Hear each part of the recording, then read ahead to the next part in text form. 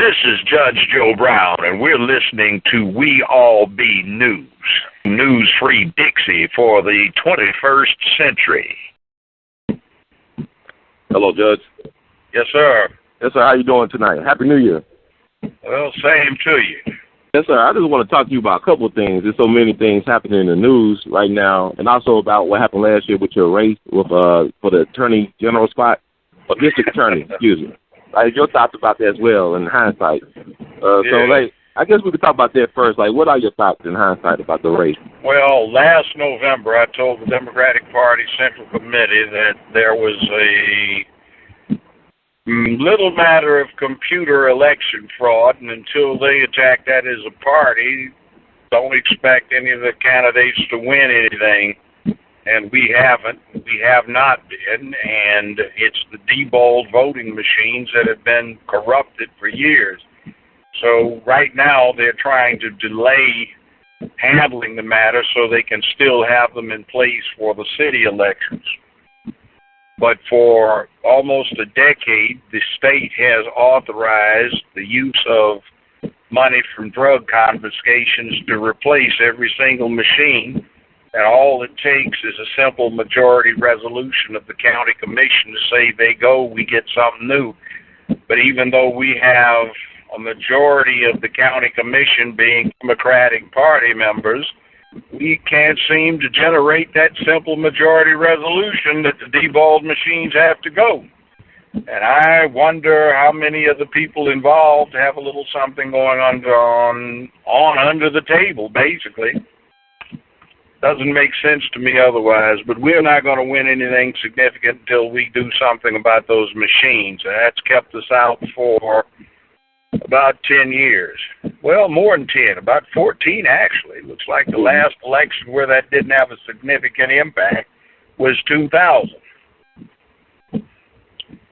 They've even got the stuff, if you look at the statistics, they've even got it showing that 70% of the voters who live in Walker homes have changed their registration to Republican, if you could believe that.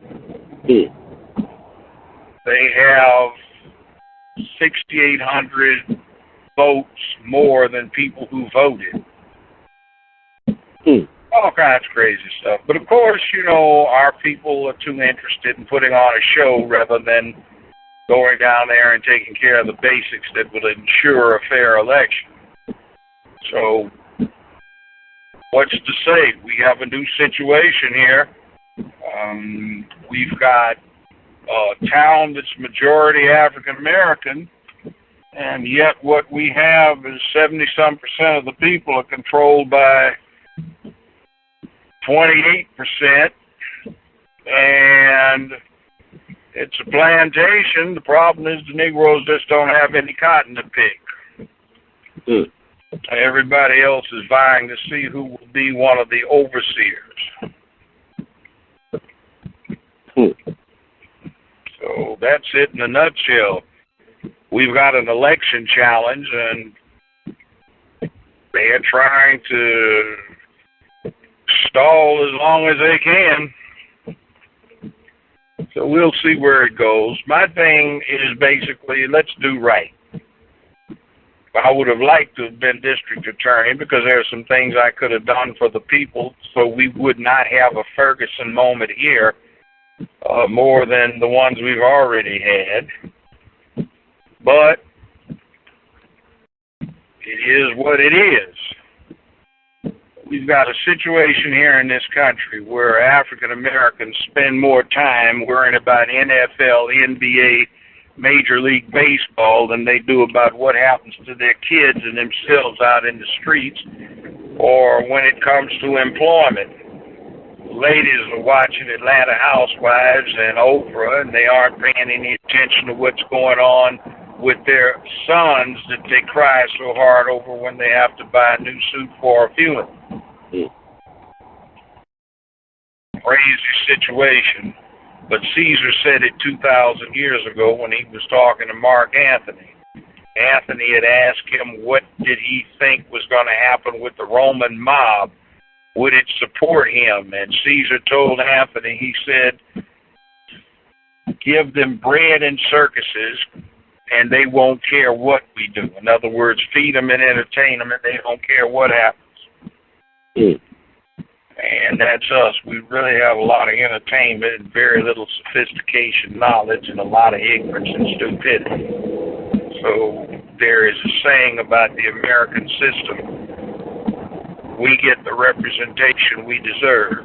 And as you have seen with my opponent, the state Supreme Court has castigated her twice since the election about misconduct, tampering with evidence, concealing evidence, planting evidence, and destroying evidence. Interestingly enough, in each instance, the defendants were white, and I really wonder what would happen had they been black. We'd never have gotten anything, but it is what it is. What about actually this about your critics, or people say that you rely too much on your name recognition instead of actually campaigning hard for the position? What do you say to them? They can go to hell. I campaign, but like the point of the exercise is duh, stupid. It's about corrupted election machines. It doesn't make any difference what the hell you do, you're going to lose. Mm-hmm. So I campaigned with the people. I was late getting into it, and I didn't want to go along with some of the long-term Democrats who had an arrangement with the Republican Party to help them out. I wasn't going to do that. I don't have anything against Republicans. You can be it if you want to, but, take off the camouflage and be what you are. Right. So most of those people that are talking, they aren't that really successful when it comes down to the crunch.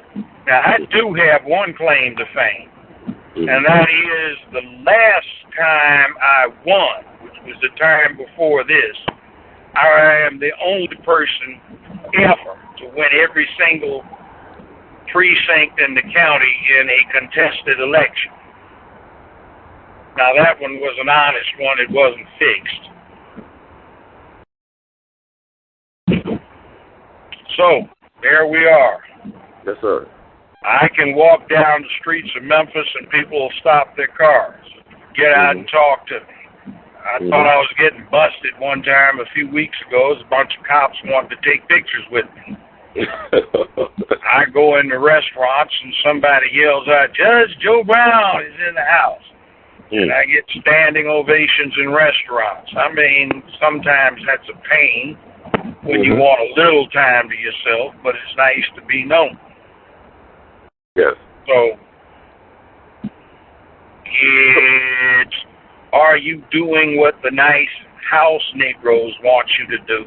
Or are you doing what real men want you to do?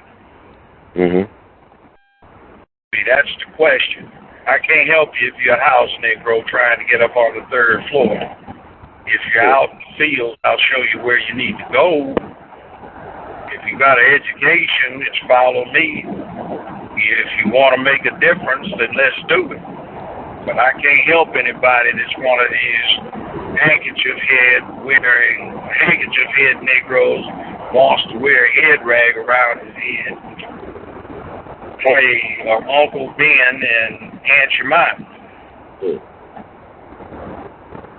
We have a lot of them. Yes, sir. And also, I mean, that's interesting. You say, like, you get this standing ovation and people want to take pictures with you in Memphis. So it is kind of hard to believe that, a lot more people did not vote for you. If the voting machines is the reason why this happened. I mean, you make a great case for that. I think from what we are looking at in the statistics, I got about 70% of the vote. It was election fraud, plain and simple. And there were a lot of votes that were taken and put with other numbers. By the way, that's the thing. When you're in this machine, you don't get in the machine as a name. You get in as a number. And between you and your opponent, there are many, many numbers, and they will direct votes into those numbers.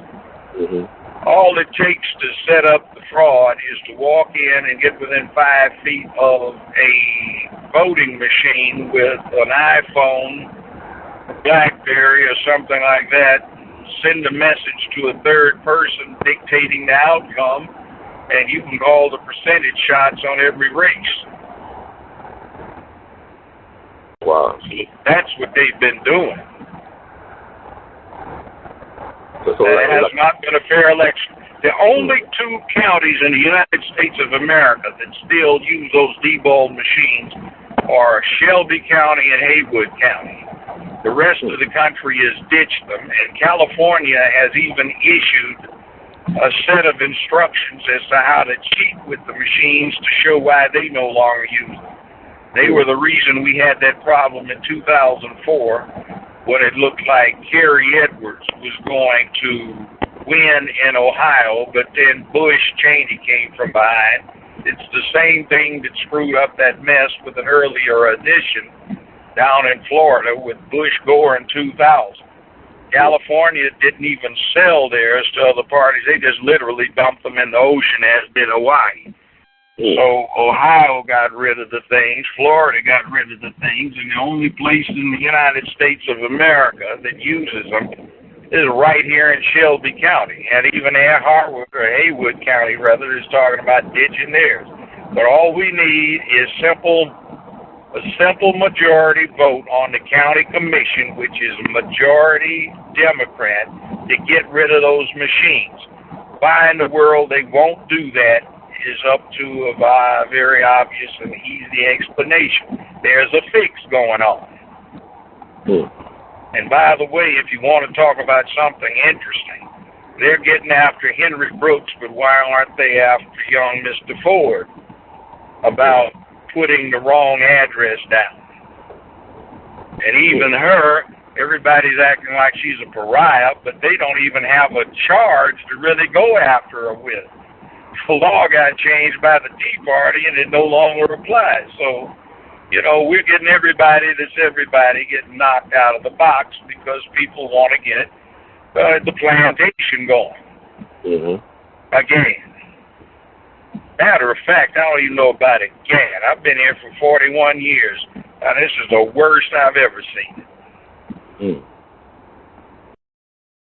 Wow. So it's Haywood County. That's in Tennessee, right? Haywood County? Haywood County, yes. Okay. I was going to ask you, too, you alluded to it earlier about the Ferguson situation. You being a legal person, a legal scholar, and practitioner, your thoughts about the grand jury? Oh, grand jury process it was okay. That's not the real problem. Okay. Two big problems with Ferguson.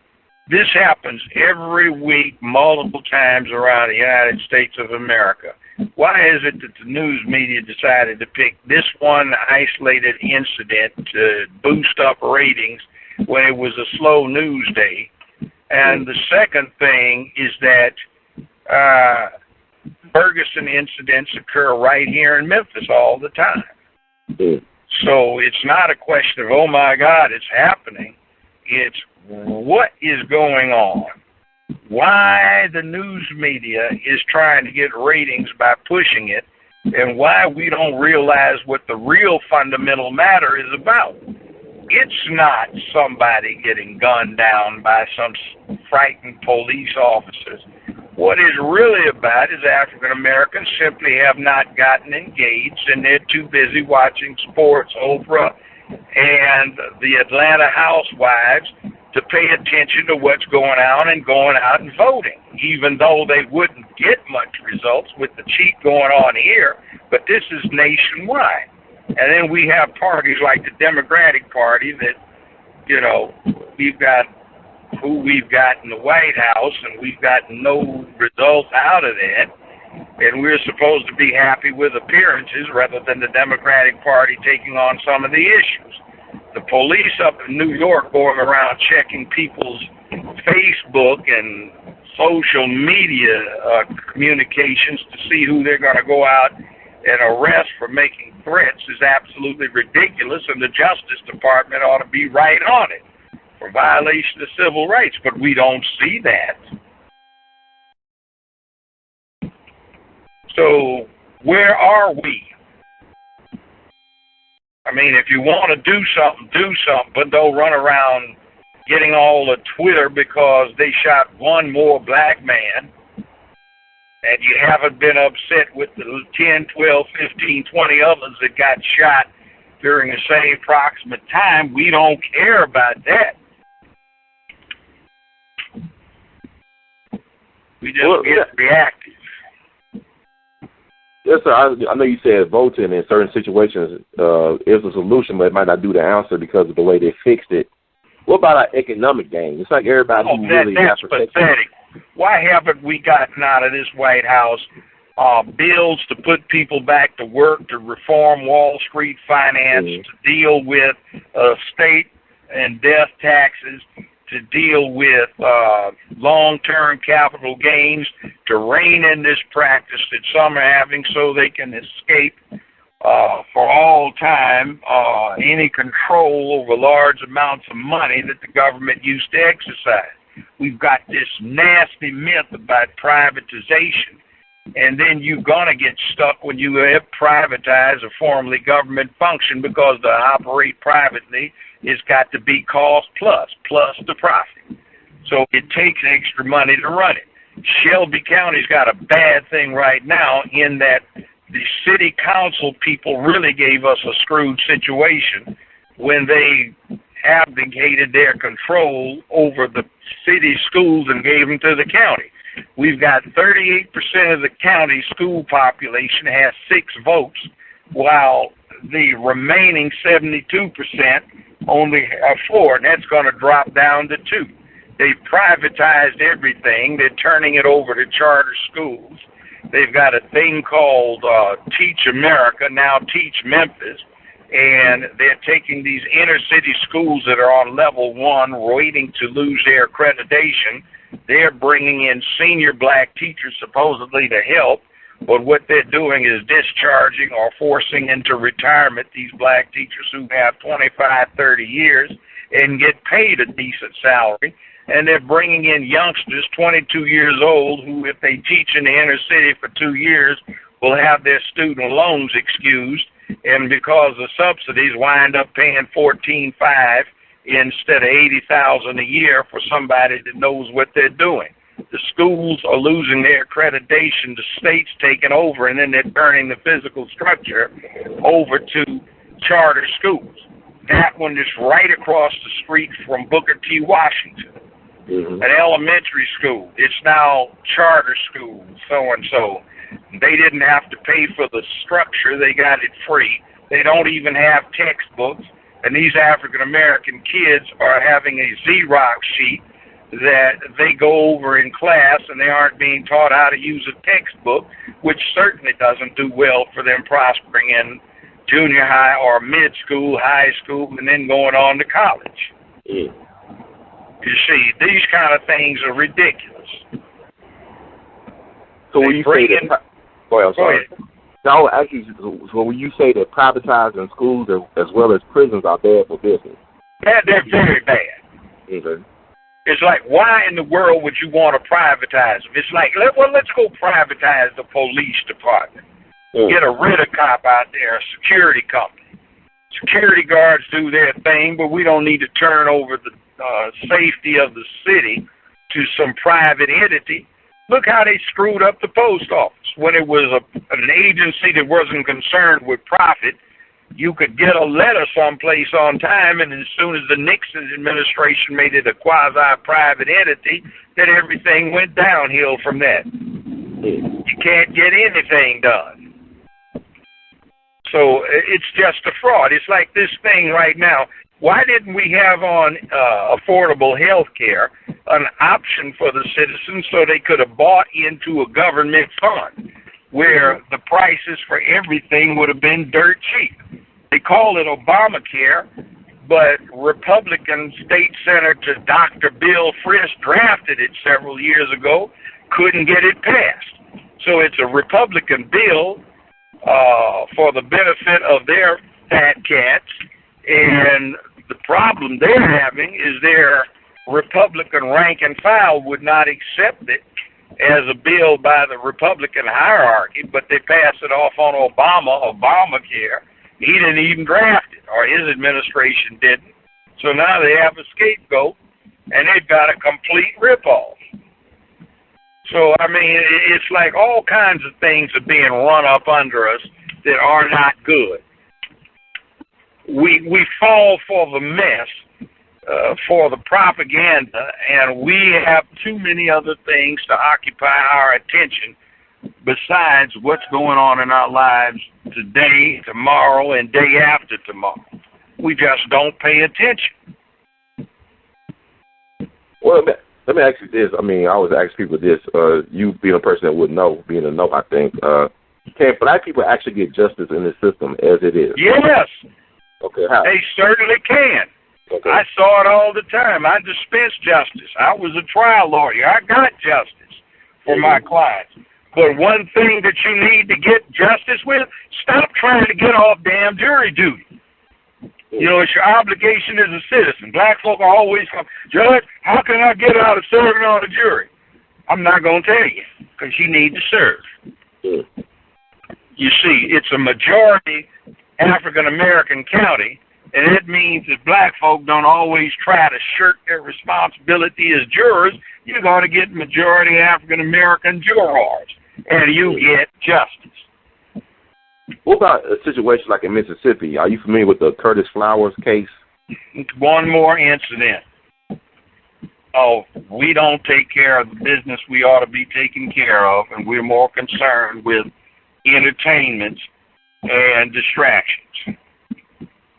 Yes, sir. I know with the jurors in that case, like they was like when the prosecutor asked the jurors, he asked more questions of the African American potential jurors. And they were more, it's like they were more honest about their answers. They were not trying to get out of duty, but they were too honest, quote unquote, about what they told the prosecutor. So he was able to dismiss them.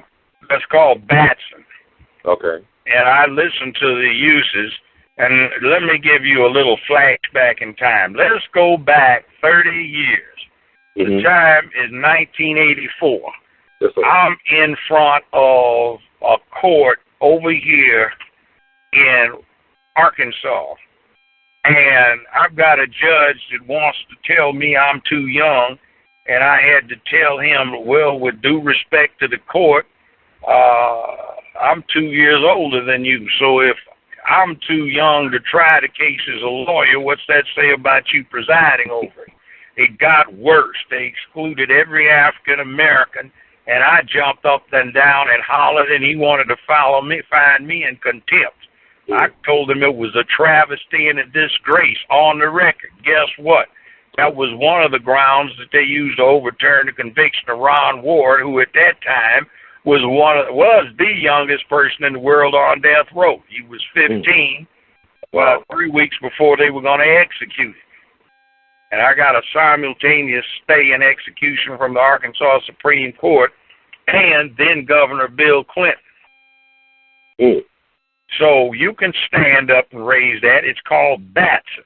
That's the name of the case. And that is improper.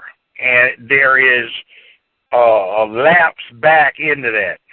I have not seen it this bad in my lifetime, and I'm 67 years old. It is really bad. Let me ask you, I'm glad you brought the case. It's an amazing case you had, sir. I applaud you on that effort on behalf of your client. What do you think about the George Steeney Jr. case in South Carolina, him being exonerated 7 years after being executed at 14? What should the family do in that case, you think? What can they do? That's a tragedy. That's what you call a casualty. It's just that hell ought to be raised about that so people keep that in mind. Now, there is one particular case that resulted in George W. Bush giving a posthumous pardon to. I don't know if you've heard of Jack Johnson, but he was the first black world heavyweight boxing champion. Yes, sir. And he used to take young white girls across state lines, so they came up with what they called the Mann Act to catch him. They caught him and prosecuted him. That was back before World War I. The FBI was created to investigate Mann Act violations. J. Edgar Hoover got his first job working for the FBI to investigate the prostitutes in New York brothels. That's why he got the blackmail information he got and got the power he eventually acquired. Meanwhile, let's fast forward to 2008.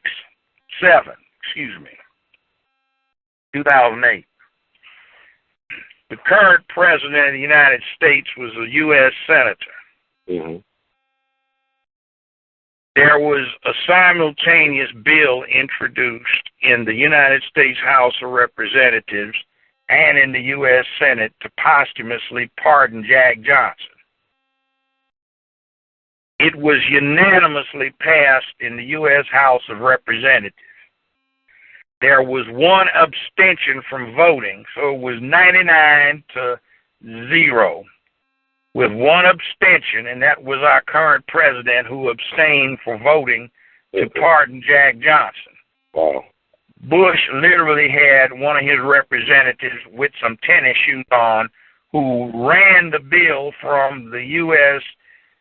Senate chambers over to the White House where he signed it in a ceremony. So maybe one of the reasons why we don't have progress is we don't have anybody out there to give it or help with it. Wow. Now, you see, we don't pay a bit of attention to that. The whole thing we get in the media is trash, most of it. There's reading the news instead of being able to report the news, and the people who report it don't get rewarded. You get this down there where Anderson Cooper decides he, on a slow day, is going to talk about Trayvon Martin.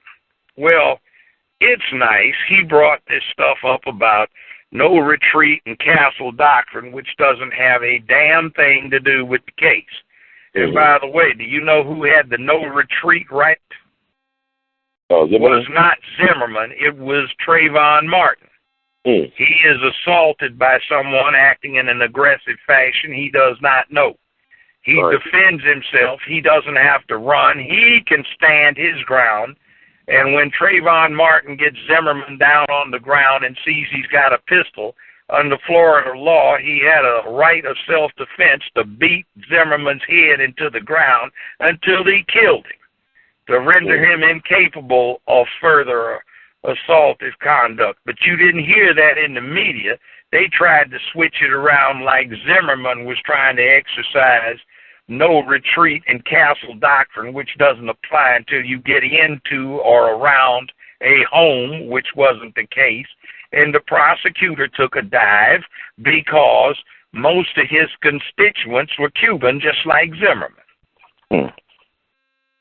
And once again, we're hollering about somebody black got wrong, but we don't count when we don't exercise the franchise. Right. So they've had a big problem in that area about Cubano gangs trying to jack up young blacks for initiation and vice versa. So we didn't hear that in the media. We got some ignoramuses spouting off nonsense that had nothing to do with the situation and a whole lot of OMG expressions that didn't do anything about advancing the people's understanding of what was going on. It was, again, black folk don't count. Right. And there's a thing here in Memphis, a Ferguson situation is not uncommon here. What is uncommon is this country, this particular city has never reacted the way certain other cities have reacted. And believe me, windows getting broken by bricks and things getting burnt, torn down, gets a lot of political attention. And that's more so than the good Negroes that are up there holding office who go around trying to push stuff. Or like Harold Collins getting out and saying, these black kids in the inner city are like terrorists, and we need to call in Bill Gibbons with Tennessee Homeland Security. You see, that's not a good thing. Let me ask you this. I mean, about the Ferguson. I mean, you brought up Ferguson a couple of times. I know Oprah Winfrey recently said about the Ferguson protesters that they were leaderless. They had no leadership. They had no discipline, things of that nature. What leadership are they going to have? You can't have leadership for those things. That's got to be spontaneous because you'll bring in your classic leadership, tamp it down, control it, and become soundbite moments for the people that are so-called leading to advance and enhance their particular careers. Right. So let the people do it. They get real nasty about it.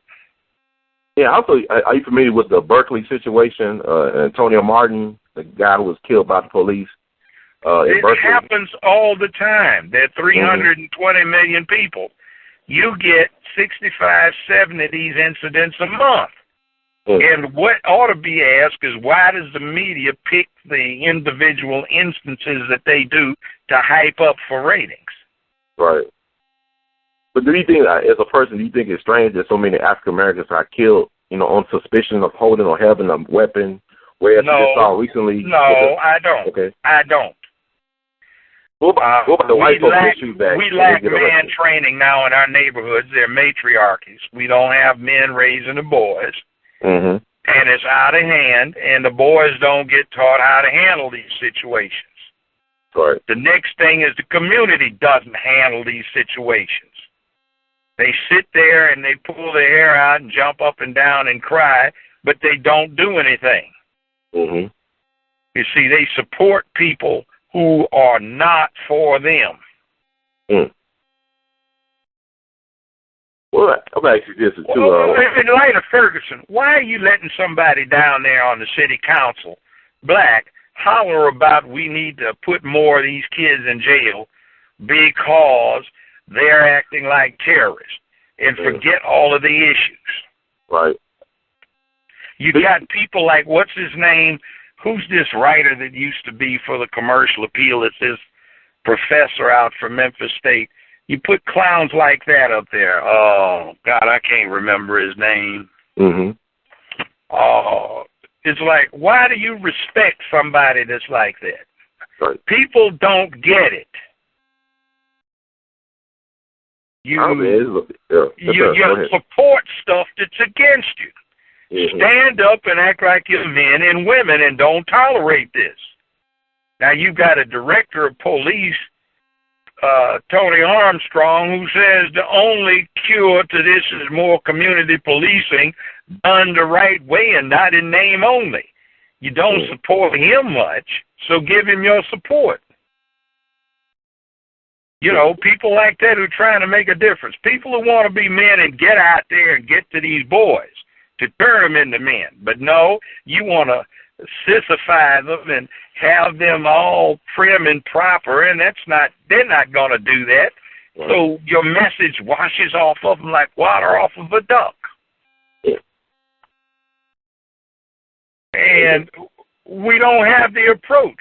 The preachers aren't telling the women in their churches to keep their legs closed and get married first.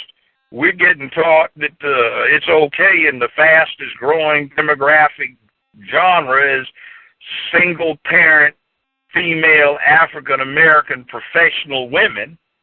Mm-hmm. And then we've got fathers who are trying to really do something, and juvenile courts trying to snatch the kids away from them and put them in an environment where they'll fail.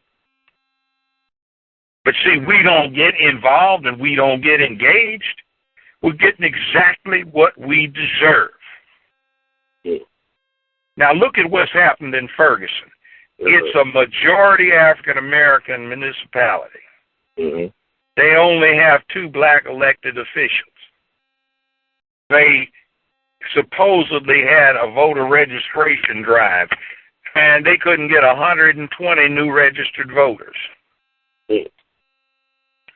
You've got so many African Americans that can't vote because of felony convictions. You have so many that won't go register to vote, and so many that don't pay attention to the issues because, well, I'll give you an example, and I thought I was going to puke. I was at a Central Committee meeting for the Democratic Party. Mm-hmm. It was prior to the election, and we were going over election protocols. We had been doing it for essentially less than an hour and a half. And some fool stood up talking about, we got to go. They had to get home and watch the game. The game was more important than this. And it's like, you got to be kidding me. By the way, coming up in March over at Central High School, yes, sir, on Poplar, the Democratic Party is having their standard meeting to elect representatives to precinct level and to the Central Committee. I suggest everybody should be there so we can get some sensible people put in these positions who have some good sense. I say this, they don't like me, because I just told them, you're being good Negroes. Are you trying to get put on instant rice, or is it a pancake mix box? Yes, sir. Money was missing. Some people on the Democratic Party Central Committee were actually hosting events, picnics, to introduce who they thought were important Republican candidates to the African American community and weren't doing anything for the African American Democrats. We had one convicted felon who was running advertisement and PR for the whole thing, and he couldn't even vote. Mm. We had one former chairman of the Democratic Party allowed his picture to be put on an advertisement for a white judicial candidate, so people thought it was a black man rather than a white one running, and the white one was Republican. Mm. I mean, where do you want to get real on this?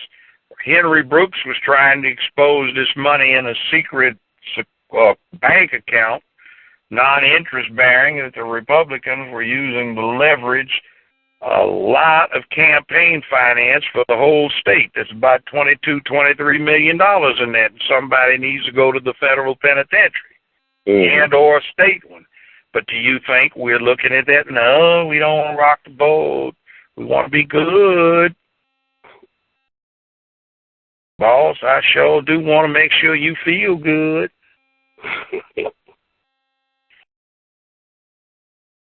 What's that boy that doesn't like me that's the writer that I was talking about earlier? He's always bad-mouthing me in some article.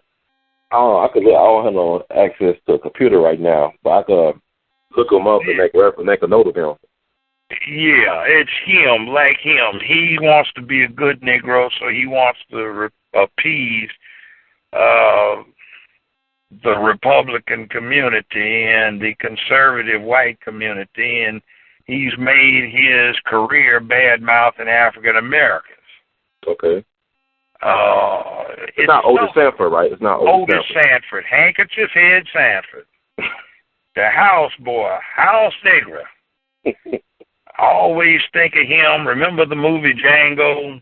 Yes, sir. Where Samuel Jackson plays that house boy, and that reminds me so much of Otis Sanford. When Django rides up and Jackson's cat said, Boss, why did he end up on that nag, boss? What are you doing on that house? See, we give our accolades to too many clowns like Otis Sanford. His writing isn't that good, and he's one of these bought-off creatures who's always been rewarded, who attempts to keep good relations and keep his people down. See, that's what we need to worry about, that kind of stuff. Harold Collins, Sidney Chisholm. See, Sidney Chisholm is a crook. The Teamsters threw him out. This thing where he got caught up with the daycare and the ethics committee cleared him, the ethics committee has no power. What the deal is they just put a report on Amy Wyrick's desk. So she's controlling him. They got too many Negroes that stole too much stuff and were crooks, and they've been compromised for the rest of their lives. And they are running political stuff, and anytime somebody says jump, they don't even get to ask how high the puppet strings get yanked and they jump. Mm-hmm.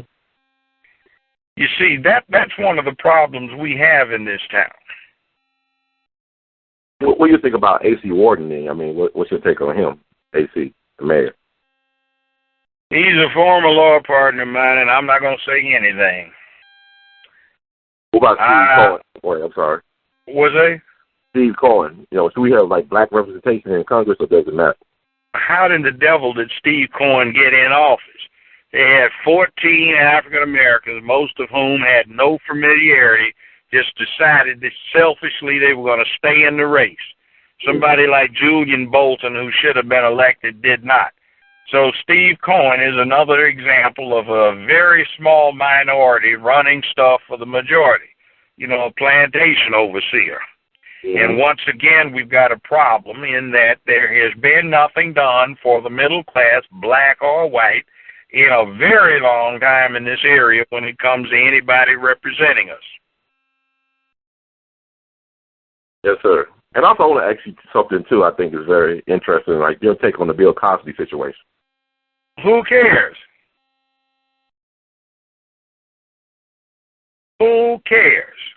Yes, sir. See, I went to some of those parties back when. You walked in and they had a bunch of groupies, and these girls would take their tops and blouses off and run around topless or in their panties trying to get laid. And then 40-some years later, they want to complain about it, and they kept going back over and over again. What about Beverly Johnson, her confession in Vanity Fair, or her take on it? What do you think about that? Have you read that? Yeah, I read it. More groupie nonsense. You know what this is showing? What? There's a new trend around the country that's showing up on major college campuses, and they want to change the definition of rape. They want to add a clause in there so rape is not just forcible rape, but if you seduce a woman, that's also rape. And they want it rape that if you cause a woman to be sexually aroused so that she submits to sex, they want that declared to be rape. They want magazines, books, movies, TV shows labeled, warning, may be sexually arousing to young females. And they've even issued policies to various and sundry classes of freshmen. They tell the boys they have to ask 3 times. It's not okay to seduce a girl. You have to specifically ask, do you want to have sex before you start? Then once you're in the middle of the act, you're supposed to ask, is it okay to continue? And then before you come, you get to ask, is it okay if I finish now? Wow. Now, you know, that's getting really out of hand. And they want it so that if a girl submits to somebody and has sex with him and she feels remorse, the boy should be expelled from the school so she doesn't have to eyeball him the rest of her school career. See, that's all part of that little thing. You have to understand that Hollywood, the news media, all of this is driven by a select interest, an engine that has something they want to gain and a propaganda point they're trying to make. So when you get these, I think rape is one of the most horrible things going. But I was at some of these functions or parties. And what they're saying about what had happened is like, that's why they came.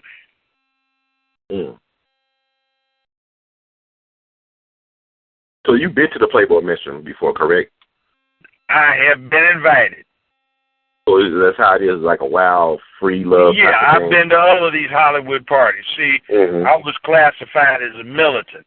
So you go to this mansion up in the Hollywood Hills, and they invite Students for Democratic Society, Black Student Union, Panthers, this kind of thing,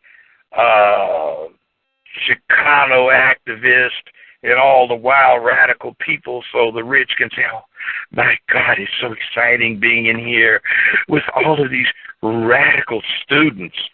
And yeah, they'd have parties like that quite often. So, wow. Well, I'm sorry. The women would keep going. So, I mean, you know, if something happened to you, you go back.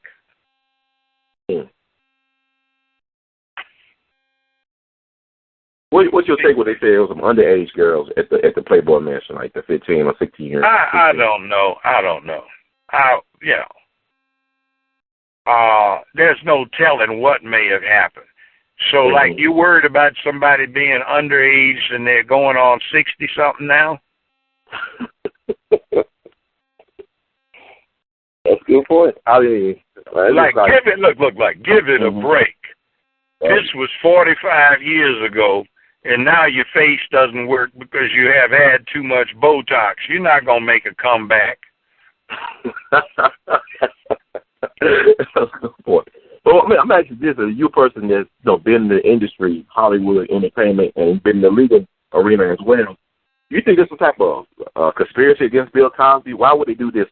Because like Bill Cosby is a straight heterosexual African American man with too much bass in his voice. Mm.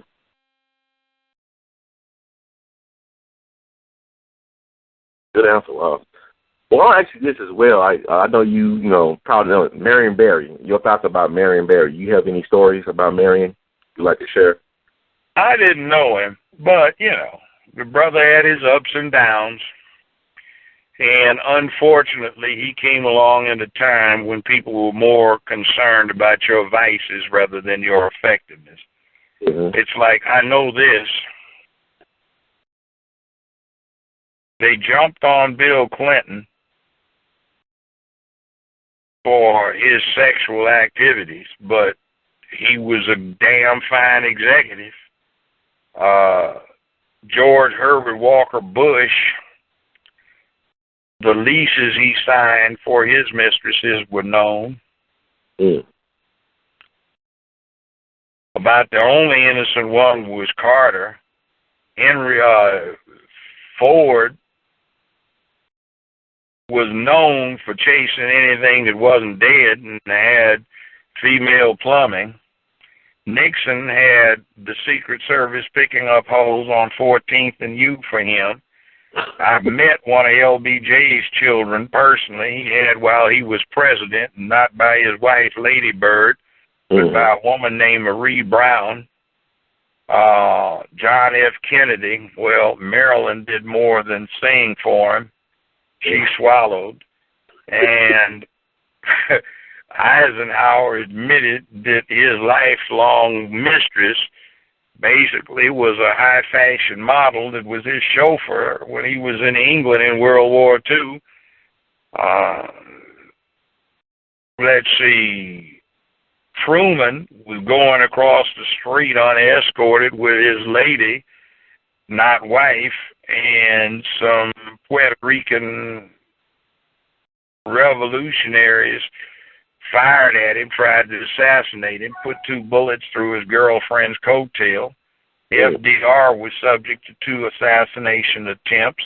They didn't shoot him, but they grazed one of his girlfriends and put bullets through the other one's coat. So it goes on back. So that's part of the qualification.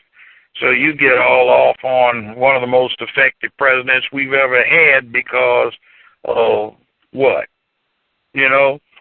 So it's like this whole thing has been ruined because the media has been changed to a tabloid media for inquiring minds instead of an attempt to render objective reporting of events to a citizenry that felt it was their responsibility as citizens to be current on events.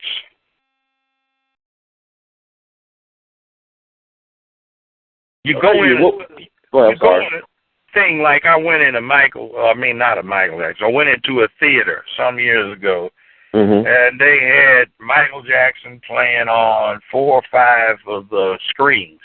And I'm looking at all of these girls, women, who brought their sons in dressed up like Michael Jackson. And I couldn't resist asking one. I said, Why would you do this to your son when if this man were alive and he ran into your son, he would try to molest him?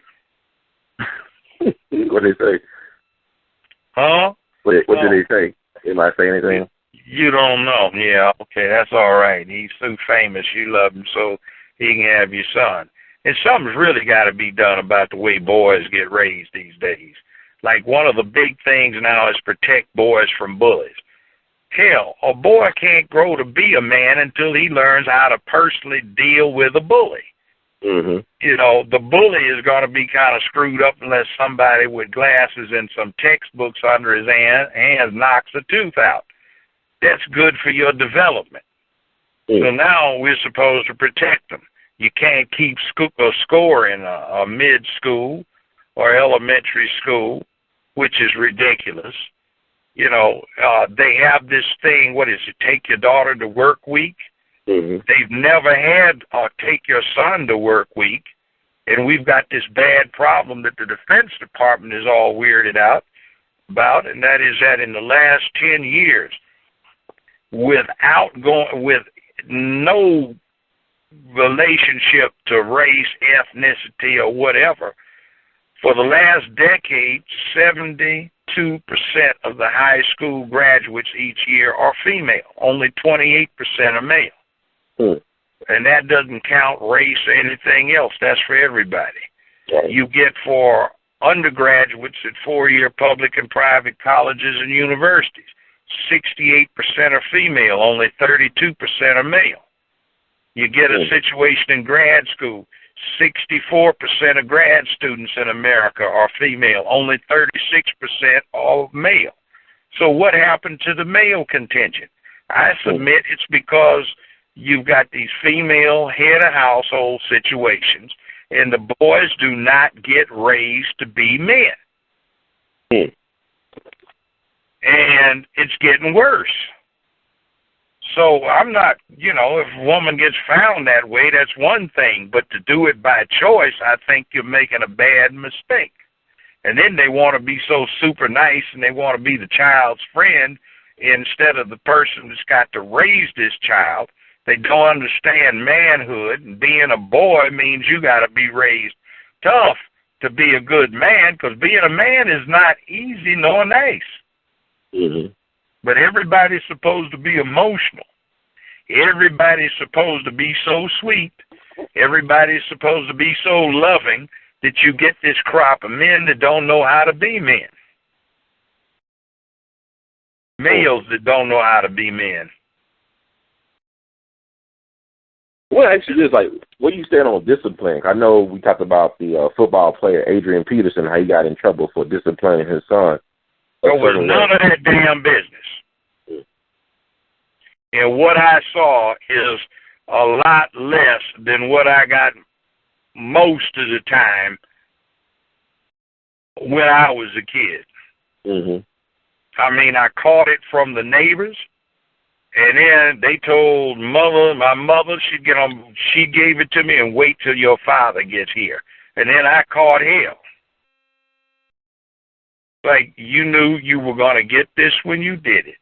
So you take your punishment like a man. A man understands the consequences of his actions. Nothing is free. And it was always, you know, give me that belt, boy. You know, the one in the closet. Oh, that belt, boy. Grab those knees, look at that wall. Don't eyeball me. You're getting 10. Wham, that's 1. Wham, that's 2. Wham, that don't count. You looked. Or you flinched. Just being a man. And then, I'll give you a secret. Fraternities, black fraternities and sororities, they were supposed to look like the white Greek organizations, but they weren't. What they were supposed to be is secret organizations dedicated to ending segregation. And part of the initiation was brutal. It was designed to see if you could keep your mouth shut if Sheriff Bobby was trying to get information out of you. Now they get sissies that have gotten into frats because they threaten them to report them to the campus administration that somebody shoved them. And frankly, I don't acknowledge a sissy like that as a frat brother of mine. But we are supposed to be so delicate and everything so nice. So you get into it, there's a lot of stuff in the world that used to find us a quite tasty meal. So we were responsible for keeping them people meat free. But I guess we couldn't do that anymore because everybody's supposed to be protected from the inner beast. We're the apex predator on the planet, and you don't do anything when you keep this boy child from learning about his inner beast. He just grows up, and when the stress is what it is, it comes out and he goes postal and kills a bunch of kids on a school playground. You can't stop it. You got to make the boy very well familiar with it. Oh, wait. Okay, what about this making like black men the poster person for domestic violence and things of that nature, like we've seen with the football players with Ray Rice, and also we talk about Adrian Peterson with the corporal punishment. What is the media role in there? What do you think about that? The media does not like manhood. Let's just put it that way. Okay. Well, for example, I have a catchphrase. It's protecting womanhood and promoting manhood. A big part of Hollywood hated that with an intense passion. Women don't need protecting and men need to be suppressed.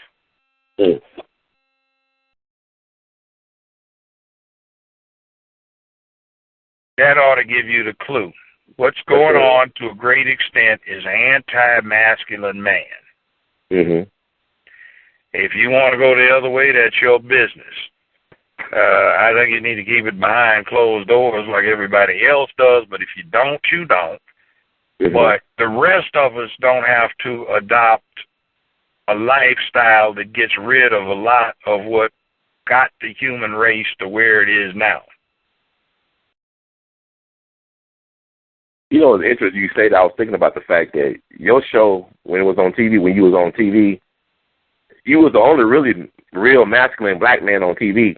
I mean, I think about it now with the reality TV shows. There's a lot of effeminate black men, and not only that, a lot of them are wearing, you know, dresses and skirts and high heels and stuff like that. It seems like the only way you get a show is be somewhat effeminate if you're a black person. That's exactly it. And Chris Rock came out with an interesting little album lately, and on it he says, you really got problems in Hollywood if you're a black man with bass in his voice and you're straight. Wow. So our people didn't get a clue. So what y'all people do in terms of trying to control our media or trying to control our images? What can we do as black people? Don't consume it. Okay. Don't consume it. You don't have to flock and go see it. Hollywood says it's a market that's untapped, and all we're doing is servicing the market. Yeah, there's a big market for crack, too, but you don't need to service it. Yes, sir. And what you said, you mentioned that Memphis had a bunch of Ferguson moments or have a Ferguson waiting to happen. Why do you think people are it's happening? They've happened a lot over the years. But see, they have a carefully crafted set of so-called black leaders that make it all right. I'm surprised the Ferguson moment hasn't acquired right now. Right. They've got a coalition of some black gangs around here called FTA. Okay. I won't say what the initials stand for, but basically they claim they want to die for something. I'm surprised they haven't jumped up and done something like the reactions in Ferguson. You don't think they're provocateurs by any chance? Are they agent provocateurs? I don't think so. I was in Los Angeles when they had that 65 riot. Okay. And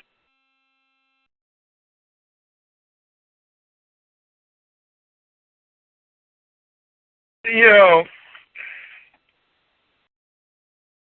what I saw was they had Flossens, Dell Vikings, Businessman, De La Soul, gangs in L.A., all up August 1965. I was standing 5 feet away from somebody that pulled out a pistol and started firing shots at somebody running away who was in the wrong gang. Now, September 1965, I saw the same two people encountered. Hey, brother, man, I want to apologize, man. It's like, hey, man, burn, baby, burn, man, 4 more balls. I'm sorry, man, I didn't know any better. And in L.A. for 18 months, they only had 2 homicides, and that was a case where one woman shot her husband, the other one, a girlfriend, shot her boyfriend. There were practically no robberies, no assaults, no burglaries, no holdups, no rapes. Wow. And they got rid of all that frustration and aggression. People who were good to the neighborhoods actually had people standing around their stores. Man, don't burn this place. They're all right. But that one over there, man, they ain't right. And that was going on. And then they had that thing behind Rodney King in 92. And I wasn't there, but I understand from some close friends who were, it was a different kind of thing. They weren't relieving aggression and tension. And after the 65 riot, they did not have any gang activity in L.A. for years. Now, there was a Tookie Williams, who was the last person executed on death row in California. And he started up one of the worst gangs. Now, I knew Tookie Williams because I was one of his playground directors when he was a kid in elementary and junior high school.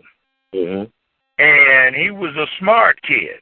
We tried to help him all we could, but you couldn't drain the swamp and you couldn't take him out of the swamp, so he became the best alligator in the swamp.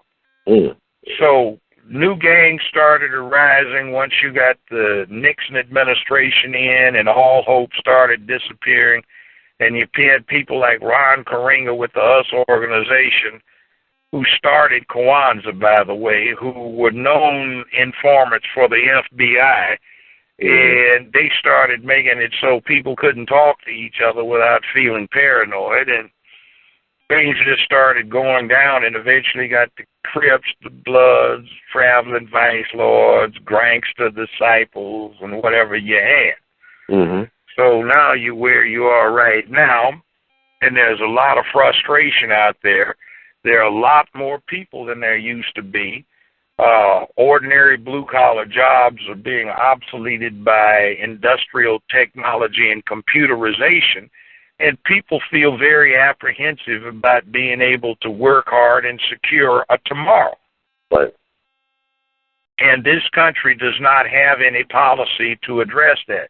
Everywhere else in the civilized world, there is a policy to make sure that the ordinary working class person has a place in society. Around here, what they do is they start stuffing people in penitentiaries so that they can do 3 things. 1, take people out of the job market so it's not as competitive. 2, keep them stored away and provide an opportunity for transfer of tax dollars, which is very profitable.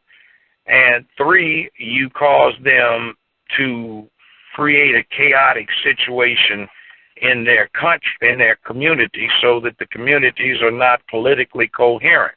It's like a commodity: wheat, corn, rye, beef, pork, poultry, whatever it may be. You do 3 things. You cut back production of the product, and that's when the kids bang out, drug out, drop out, get knocked up too early, too often, and have no job future, and then they get arrested and they get felony convictions and they're unemployable. You store the surplus in a jail cell instead of a grain silo, and you subsidize the would-be producer, and in this situation they use the welfare check to do that, and you've got 5, 6 generations of a family where nobody's worked, which is ridiculous. They ought to switch it to work fair or something, or study fair, anything, so there's a positive result. And then there's a 4th prospect, like somebody making plastic out of soy meal.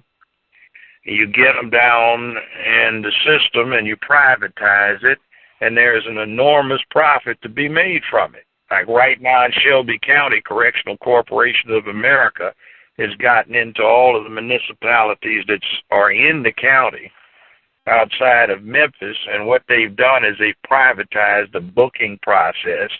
So what they've done to enhance the profit is in the outlying municipalities, what used to be a traffic ticket is now a misdemeanor citation. So you have to go get booked and processed, photographed and fingerprinted for a speeding ticket, failure to signal to make a turn or a lane change, rolling right turn at a stop sign, and you've got a criminal record, and that's more money for the privatization. It's starting this down here at 201 Poplar, and they've completely done it at juvenile court. They've got a stock holding company that makes money for everybody involved. The more young black kids they lock up. Wow, wow. It's a shame. It's a sham. Yes, sir. Wow. Did you know Bunchy Carter at all? Yes, I knew Bunchy Carter. I recruited him to UCLA. Also, John Huggins. Yes. Bunchy Carter had been a Slauson gang member, and he got out of the penitentiary, but he wrote poetry. He was very smart. He taught himself to read and write, so he got recruited to UCLA under a special program. He was doing all right as a student. He and John Huggins, who came in from out of town, was also a good student, got recruited, were gunned down in front of 43 witnesses in a cafeteria in broad daylight by 4 people who were members of the US organization. The interesting thing that struck me is they only caught 2 of them who were accessories, and I remember seeing them after they had been prosecuted. Hell, I testified as a witness. They got prosecuted, locked up in the penitentiary, and 2 years later I ran into them at the Palladium in Hollywood at a concert. It was sitting at the table. So what are you 2 doing out? They had escaped, and they had an all-points bulletin out for 2 days, and then they canceled it. Well, to make a long story short, about 5-6 years ago, they showed up to surrender, and they were told nobody was interested. The 2 people who actually did the shooting, their names were known, addresses were given, and I think one of them's mama was identified as the place where they were staying. The police didn't even go by there to get them. Ron Karinga got 5 years in the California State Penitentiary for torturing several women. He got paranoid, thinking they were going to poison him. So they let him out after 1 year exactly, and then within 40-some days, he became a tenured professor at the California State University system, system. Wow. So what you saying is, to me, it's not the government was involved in this, like COINTELPRO. Well, they have an involvement. It's just they have simpatico Negroes who go along with it. I know I was listening to a documentary. General Pratt was interviewed, and he felt like that the US organization was not the mastermind behind the John Huggins and Bunchy Carter assassinations. And people also question Elaine Brown. No. Oh, well, I know both of them. I recruited both of them to UCLA undergrad. Oh, okay. Geronimo Pratt. What it was about is, my opinion, the people that were most behind it was the LAPD special unit known as SIS. I actually got told by some detectives who were investigating the murders that they thought I was right, because the only people that knew the information were in the police department, but when they got there, the US organization had already been advised.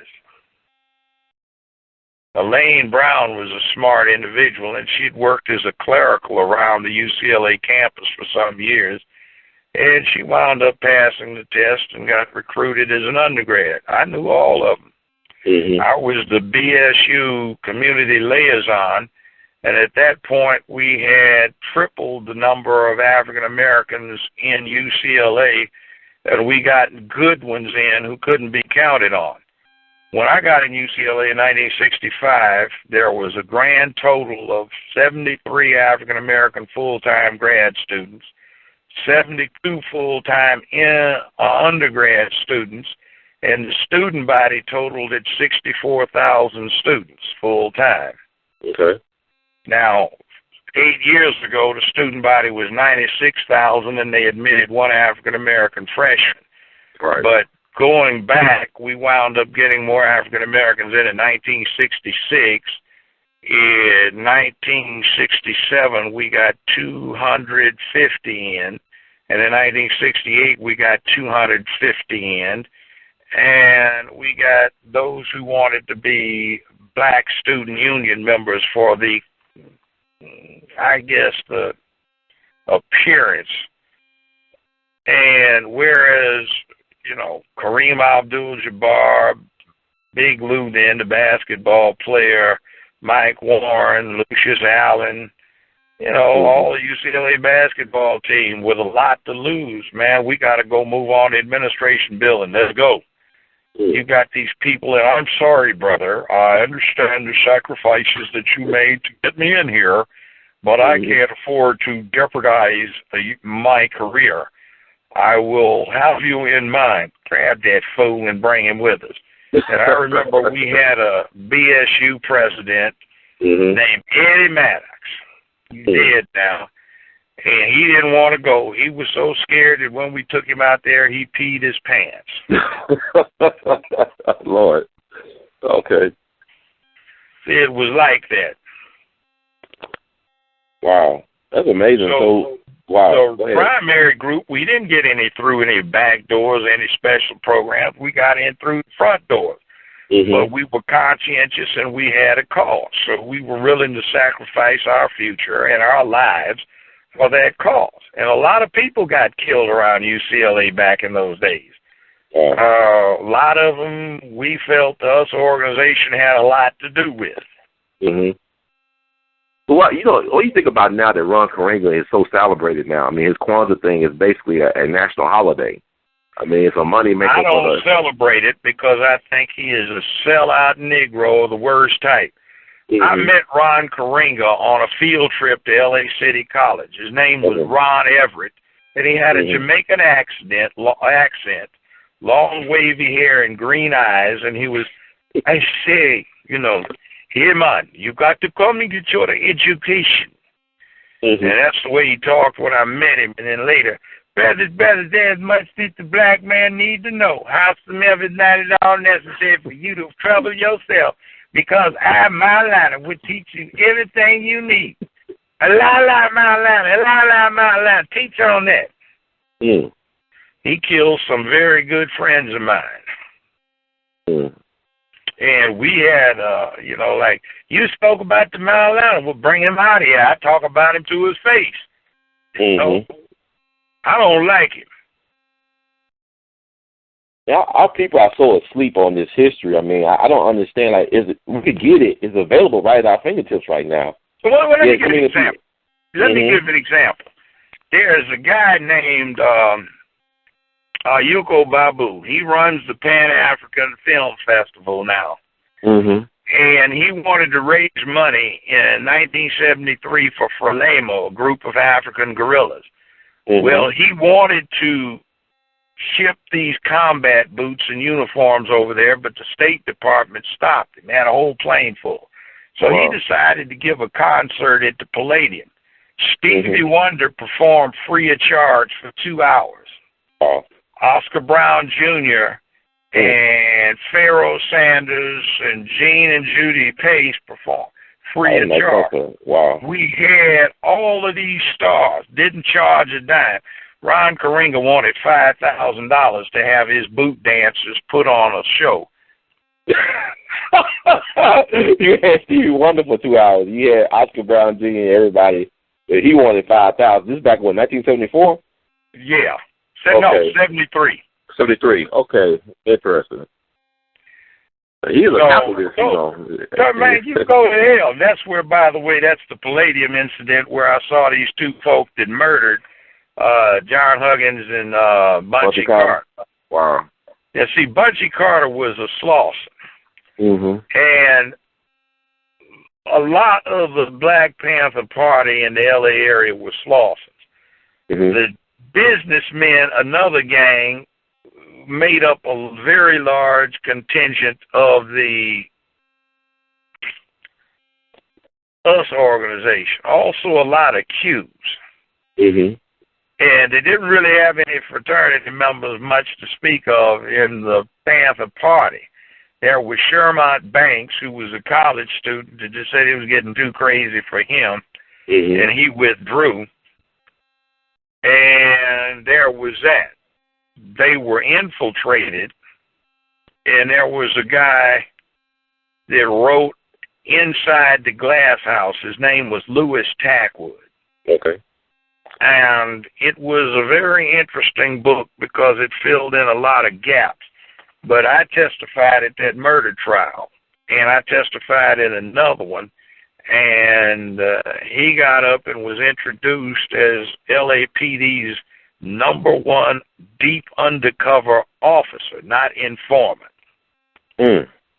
And he talked about Angela Davis being set up by Ronald Reagan and A.L.L. Younger.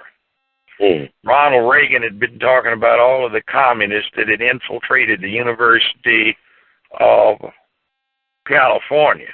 The L.A. Times challenged him, and the only person they could come up with was a former member of the Che Lumumba Club, Angela Davis, when she was 18 years old. So Tackwood says they couldn't justify that, so he, along with LAPD's burglary squad, took the moment to burglarize Angela's place and take the guns that were in her apartment and take them up to the Berkeley area, Mm-hmm. where the Soledad brothers were on trial. And there was a 15-year-old who was mentally ill, and he talks about how he convinced him that everybody was depending on him getting the firearms in, and that's how that whole thing went down. Okay. Wow. Man, That's crazy. Yeah. There was a guy I went to junior high school with. His name was Ronald DeFries. Mm-hmm. Ronald DeFries is Sinke of the Symbionese Liberation Army that supposedly kidnapped Patty Hearst. Right. Well, there was somebody I went to law school with, and he was up at the Attorney General's office in Sacramento, and I was in Nashville. We were talking, and he said, "Guess who I saw go out of come out of L.L. Younger's office last week?" I said, "Who?" "Ronald DeFries." Now, we both knew him from John Muir Junior High School, Mm-hmm. which is in L.A. Mm. And I said, "Are you sure?" So I heard from him again a couple of weeks later. He said, "Yeah, I walked up to him this time and talked to him. And we got to talk about John Muir." Mm. Well, a week and a half later, that's when Patty Hearst gets kidnapped. So I would like to know why Ronald DeFries, a.k.a. Sinke, is having a conference with L.L. Younger, California State Attorney General, 2 weeks before Angela Davis is kidnapped. Wow. This is crazy. This is like this is deep. Well, I was there. I just happen to have an unusual background. It's like, wow. like they were very unhappy, but need to get on that King case, like that rifle they've got down in the Civil Rights Museum. That isn't even close to being a murder weapon. Mm. What he actually got shot with was an XM21, that is a converted M14, with a special stainless steel barrel that had a rate of rifling twist of 1 turn in every 11 1/4 inches, instead of 1 turn in 10 like that weapon down there. They shot him with a special subsonic 162 grain bullet. Subsonic means it's not going faster than the speed of sound, and it doesn't produce a crack. It also went through what they call a suppressor manufactured by Psionics that was fitted to the XM21. Psionics is the company that made that MAC-10 for a long time. You see in all the adventure movies from the 70s. Now, the barrel was stainless steel, and the Army Marksmanship Unit made 63 of them. Well, there is an invoice I have perused from late December 1967 that reflects that the FBI got 5 of these weapons issued to it out of the 63, and everybody was upset saying, why do they need it? We need them for long-range recon, sniper units, SEAL teams, etc., and Special Marine shooters. So why does the FBI get 5? That's before the hostage rescue unit. Anyway, later on, it shows up in the spring of 1968. The FBI only has 4 of these left, not 5. So the shot did not come from the flop house. It did not come from the bushes. It came from the cafeteria in the fire station dormitory. 2 men went up to the top of the tower 2 days before and checked the scene out, and then the cafeteria had bolted down tables, and the shots were fired from those bolted down tables when the windows were slid back a little bit, about 10 feet in. Wow. Point blank shot. If they'd shot him with a standard 30 caliber, anything 30-06, 308, 7.62 from that range with an expanding bullet, the victim could have been standing next to the emergency room door, and it's non-survivable. But because they used subsonic ammunition that had much less energy, they attempted a headshot that they almost missed. Now, what happens is the bullet goes from top down at an angle through King's right cheekbone. It takes out some molars, it rips up his tongue, it leaves the body as it passes between the lower jaws. He would have survived that. It hits his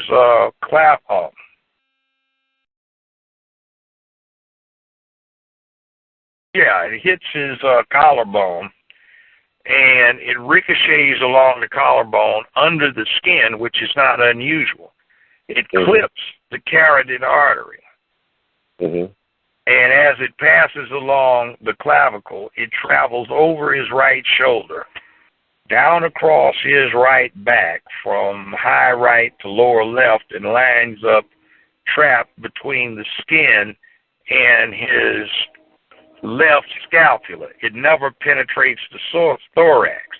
So King bleeds out from this clipped carotid artery. In other words, they almost missed a shot. Wow. Captain Tommy Smith, let me see Memphis Police Department's homicide files. Do you know they show that it was MPD's conclusion that James Earl Ray was not the gunman? I didn't know that. Wow. And Smith, when he was the first homicide man to get there within 10 minutes after the accident, the shooting, says that there was a tree limb, and he indicates on a video how thick, growing diagonally through the flop house bathroom window, such that you could not see the Lorraine Motel at all. The shot couldn't have come where they claimed because it wasn't doable. And the 2 witnesses were so full of alcohol, he had to call 911 and have them transported.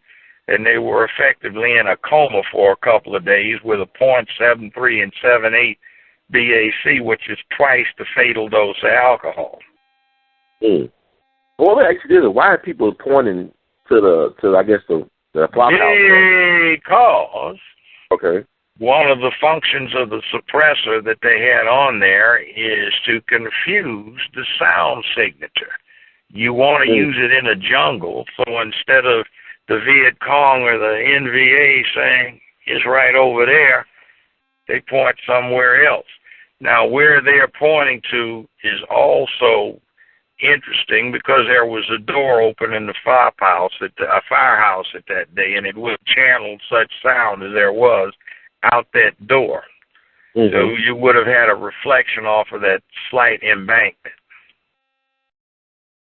Mm. And what about the Burrell McCullough figure? I mean, the guy kneeling over Dr. King. He winds up being the first African American to be a commissioned officer with the CIA. Wow. And what actually just because he was also known as an invader, right? He was posing as an invader, or was he an invader, a Memphis invader? Dr. Colby Smith says he was not an invader. He was a known cop. He was a cop, sworn policeman. Okay. And, well, I heard recently in the last couple of years before he died that Charles Cabot, one of the co-founders of the Invaders, confessed to being the FBI informant. Is that true, to your knowledge? May have been, but I will tell you this. J. Edgar Hoover called the audio and visual surveillance off personally 48 hours before the killing. Yeah, because his man, Frank Holloman, was over the police and fire department, right? Frank Holloman? That was the FBI man who was the director? Yeah, former FBI man. He was one number 3? Okay. Yeah. Wow. So this is like big. So what about Claude Armour, mm-hmm. who was still the fire commissioner at the time, had also been number 2 man for J. Edgar. Oh, wow. So you had a lot of G-men. We know Hoover didn't like Martin Luther King at all. There was no love lost. So. Yeah, well, we also got the memoranda, internal FBI memoranda, and they were discussing whether or not to kill King and whether he'd be more dangerous as a dead martyr or as somebody to revitalize labor and galvanize the anti-war movement. They weren't interested in him in civil rights, but it was anti-war and labor. It really would mess with their bottom line. It was all about that money. Like, as long as he was integrating lunch counters, he was good. When he started messing with the policy, the public policy and all this stuff, and the war. Well, see, J. Edgar Hoover had a theory that all of the civil rights leaders and the black preachers in the black churches were communist fronts. Okay. Do you believe the story, or do you believe that J. Edgar Hoover was a black man passing as white? Do you believe that? No, he was gay. It's not even happy, right? But gay. Okay, and Colson was his lover. Right. That's number 1 under him. Now, the thing, remember what I told you earlier about J. Edgar Hoover got his job with the FBI investigating and interviewing the prostitutes in New York brothels. And that was under the Mann Act, and the Mann Act's purpose was to get Jack Johnson, the black heavyweight fighter, for taking young white girls across state lines. I say that, I'm an old man. Anything under 25 is girl to me, but that's the way it works. I heard that. Well, I really appreciate you spending this knowledge, man, and letting us know a different perspective. I mean, you are a true critical thinker and an analyst, and I don't like with the King thing. I'm just curious, like, I know you said that Jesse didn't have anything to do with the King assassination, but what about any inside players you think of, like, people that we admire now? We have our suspects. Okay. Now, more is to come on it. By the way, it's not Jesse Jackson. It's not Reverend Lowry. They aren't the suspects. Billy Cowles? Reverend Billy Cowles? Yeah. I'm not making. It will be developed when we get enough to hang the hat on. But it's not Jesse Jackson, and it's not Reverend Lowry. Okay, gotcha.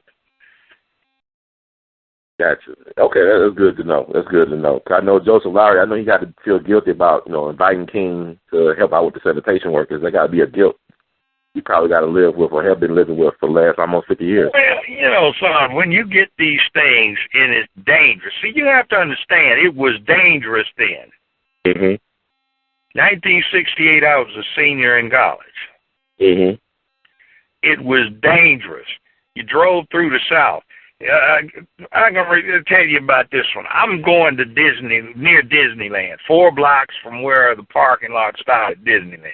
The reason I'm going there is I'm picking up some research material for a professor that I'm working with out at UCLA.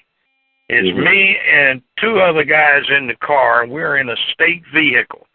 We're obviously lost. So this Anaheim cop says, puts the light on. We go, oh, crap. Well, that isn't what we said. We said something.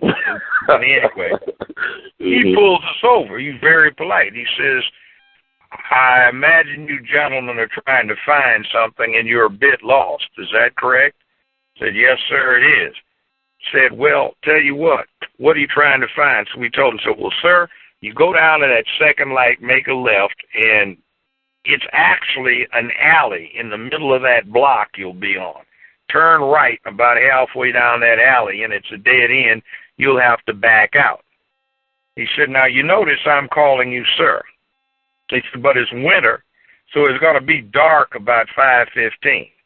Right now, it's a little after 4. Now, if you're still around here when it's dark, it's not going to be sir anymore. It's going to be and he used the N word.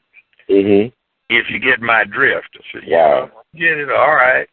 Or you get run into that kind of thing all the time growing up in Los Angeles. Yeah, I hate the spook hunters, right? There's a lot of reason why the black gangs were formed to protect the community from the spook hunters, people like that, the white gangs. No. Not true. The black gangs, it was just death wish stupidity. And invariably, most of the boys had fathers they knew well in South Central L.A. The ones that joined the gangs, they didn't. Okay. Wow. Judge Brown, I want to thank you so much. You have anything else you want to touch upon before we leave? I really appreciate you taking the time to talk to me and share this with my audience. Well, you know, a lot of folk don't like me because I tell it the way it really is. And they listen to Otis Sanford and, you know, they listen to folk like Harold Collins and they listen to folk like, what's her name, Ronnie Coleman and Sidney Chisholm and some other people. And it's not good because these people are getting under the table money and they don't care about the people. They want what they want and they don't care about the rest of us. That's not a good thing. And we're going to get nowhere until we make our so-called leadership answerable to us, where they have our interest in hand and they're not afraid to speak out. That's what we need. You see, the civil rights era was not a good one for me because, one, I was on the West Coast, wasn't anything we could do with that, but frankly, we were all kind of embarrassed about our people getting down on their knees and getting beat about the head until somebody felt guilty about doing it. Our attitude was, you try that with me, somebody's dying or both of us are. Interestingly enough, some stuff you guys did not see was that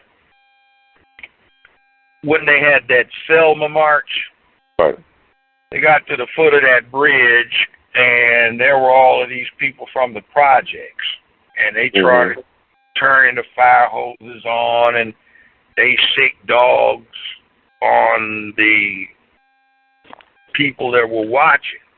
But these people weren't nonviolent. You saw this German Shepherd sail out in the air, tumbling in over end, and then trying to limp off. A cop went in there, charged him with a nightstick. He got jacked up, run out, and he's trying to crawl out holding his head. And that happened. And see, that, by the way, had more effect than all of this they're getting beat.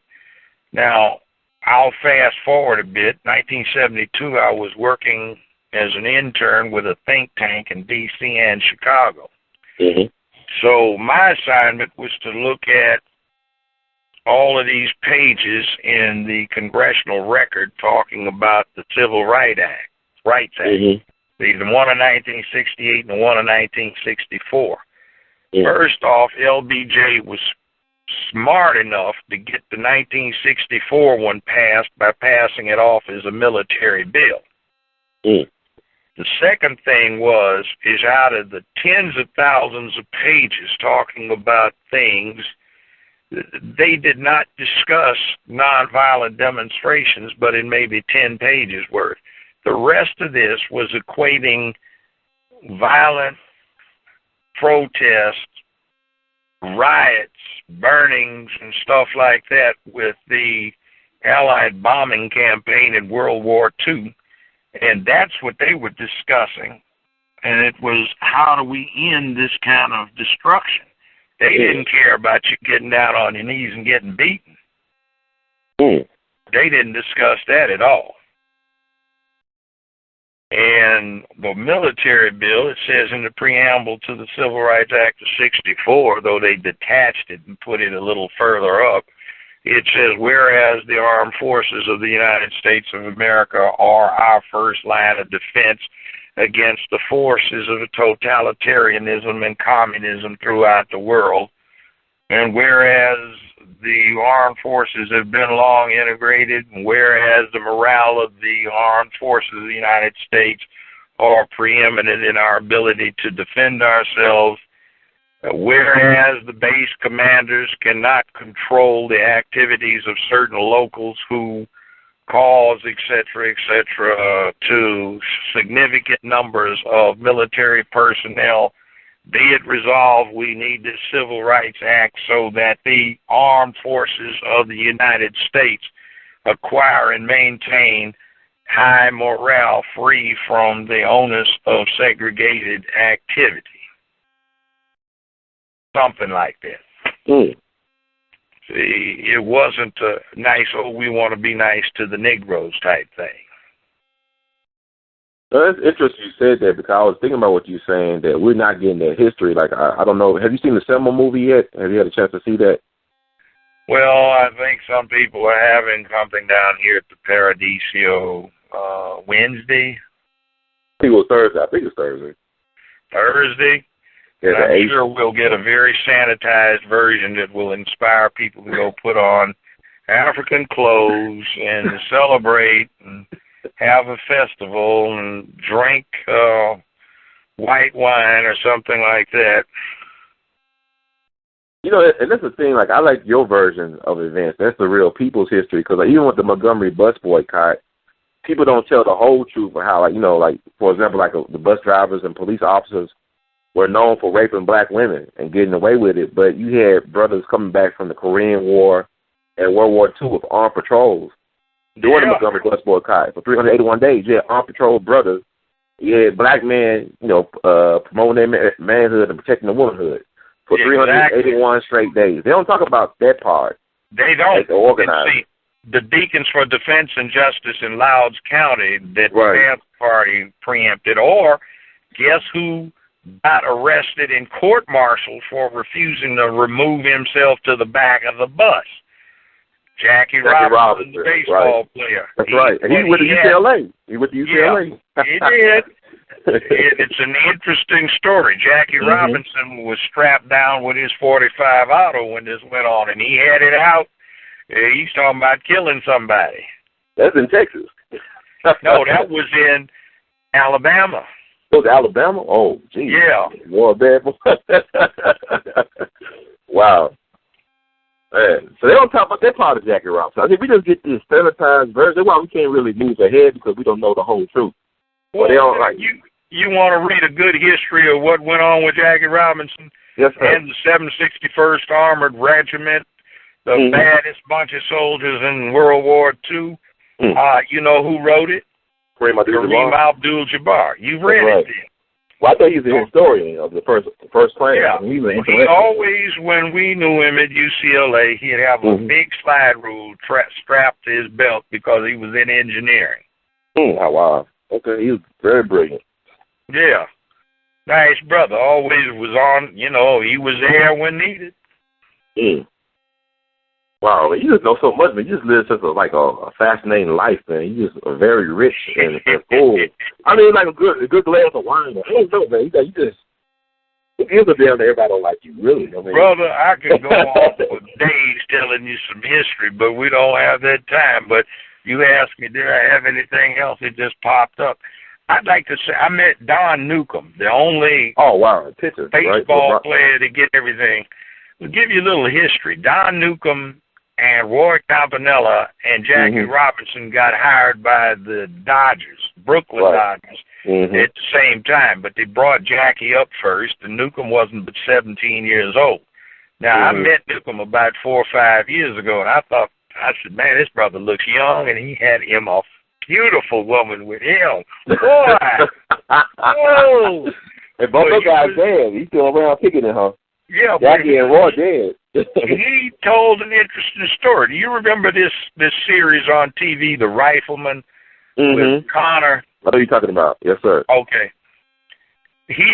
Newcomb said Jackie had a bad temper. Bad temper. And they kept trying to provoke him. So what happened is this pitcher was trying and Jackie was dodging, but he finally hit him with a pitch. He said the guy that played Rifleman was playing for the Dodgers at the time. He said that guy walked out of the bullpen, walked out to the to the pitcher's mound and knocked the pitcher out cold. Wow. So for the rest of the season, Connors would come out there, Chuck Connors would come out there, and anybody mess with Jackie, he'd knock him out. That's awesome. So I said, I guess I didn't feel bad about watching The Rifleman as a kid. I'm about to check that back out, man. I got you on Netflix or something, man. I'm about to check that out. Hey, that's going up to Chuck Connors for doing that. Wow. Yeah. Now, here's the interesting thing. There are 3 brothers in the backfield in UCLA in the 1930s. Kenny Washington, Don Barksdale, and Jackie Robinson. Jackie Robinson ran track, played football. Don Barksdale played football and ran track. Kenny Washington played football. Now, the interesting part about it is Kenny Washington was the quarterback for UCLA, but all these white teams raised so much hell about him being the quarterback that UCLA changed the name permanently from quarterback to tailback. Don Barksdale was wide receiver, and Jackie Robinson was a halfback, and he, for the time he was in, was holding the NCAA record for the 100-yard dash. So, if you read Kareem's history on the 761st, you'll know that Jackie Robinson never played baseball.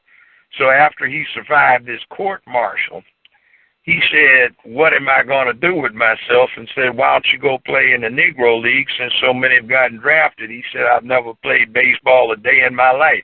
Said, but, lieutenant or captain, he said, when you're the base morale officer and every time you get to bat in a softball game, everybody backs up 15 steps.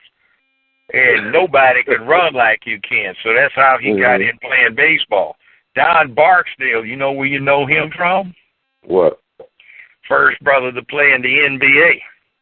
Oh, wow. That was played. You know who he played for? The Lakers. I'll go to that. Okay. Oh, wow. Lakers. That's when they were the Minnesota Lakers. Do you know who Kenny Washington played for? First brother to play in the NFL. The Rams? The Rams hired him when they were in Cleveland.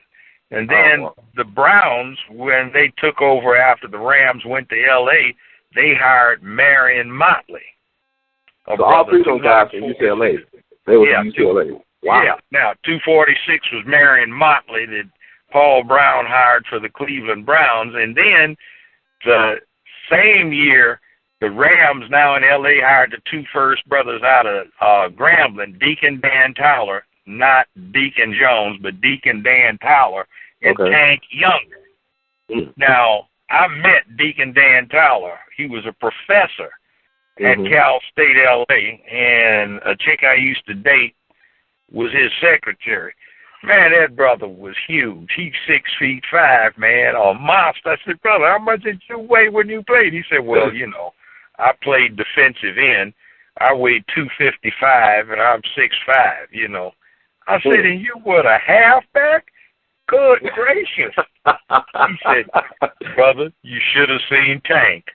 Tank was a defensive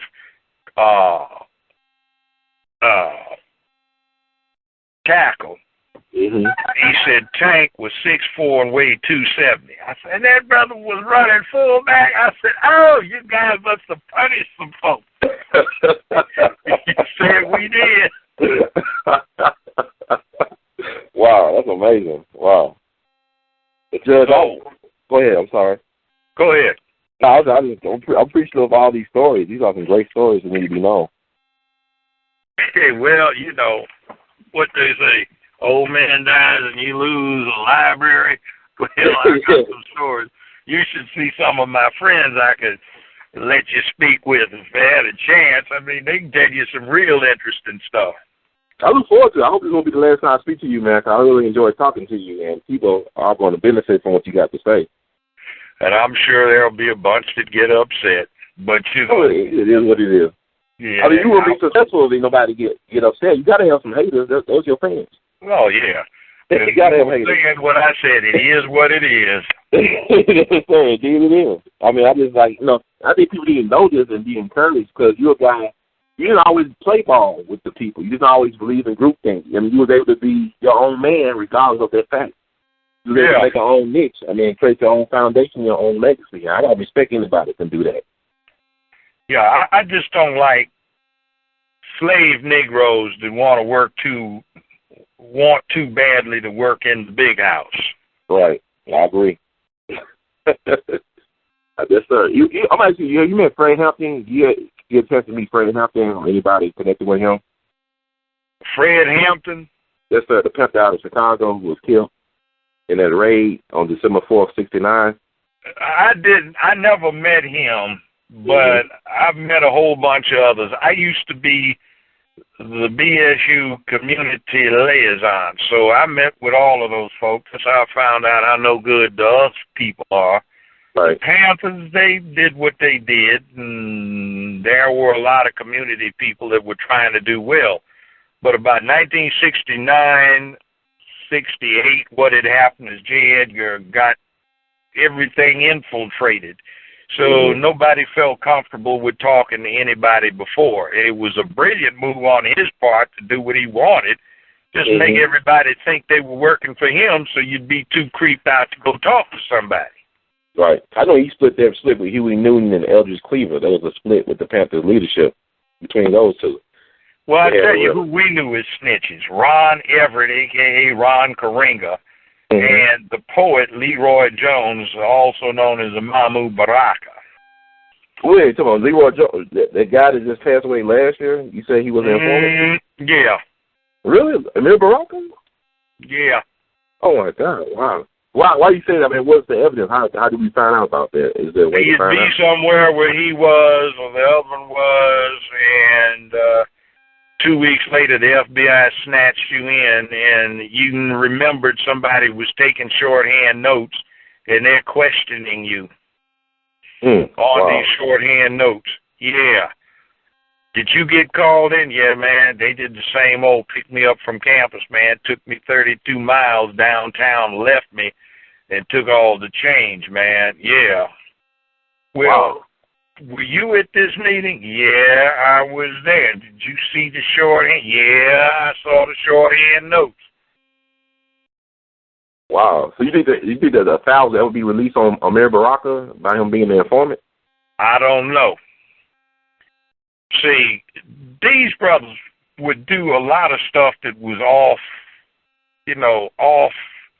in left field, and it'd be hanging over them. and they'd hold it over them. Mm-hmm. Drugs, wrong kind of things with women, wrong kind of relationships with the wrong sex, that was going on.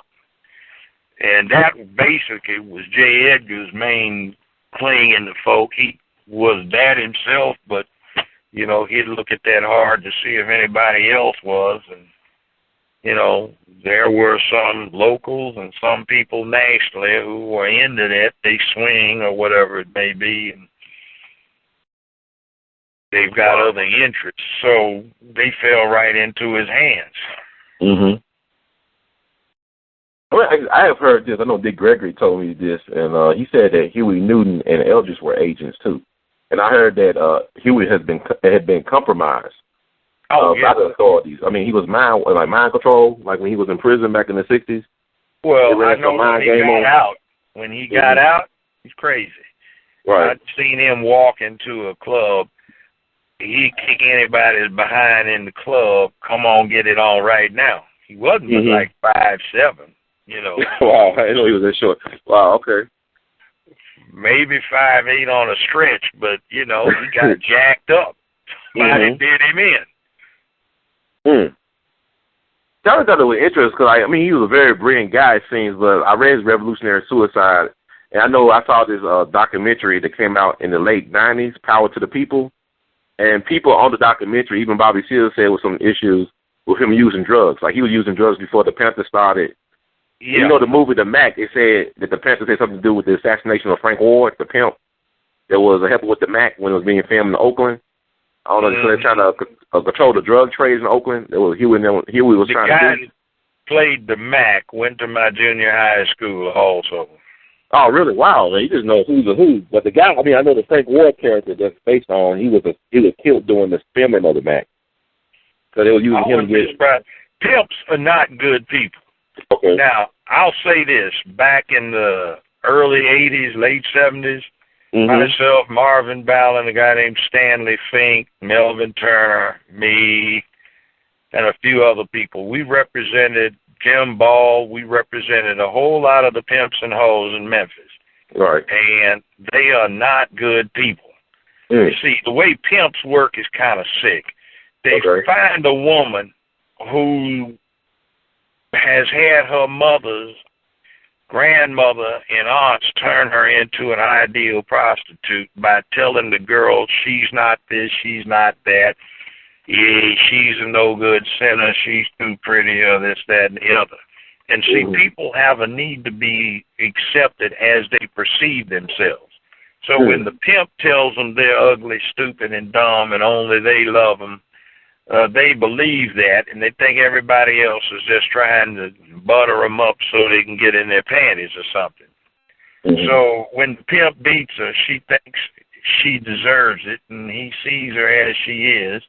And then, interestingly enough, when she gives him all her money, and he starts talking about, oh, where my money, like, he didn't flat back to earn it, but she did. It's just a way of looking at stuff that's kind of a role reversal.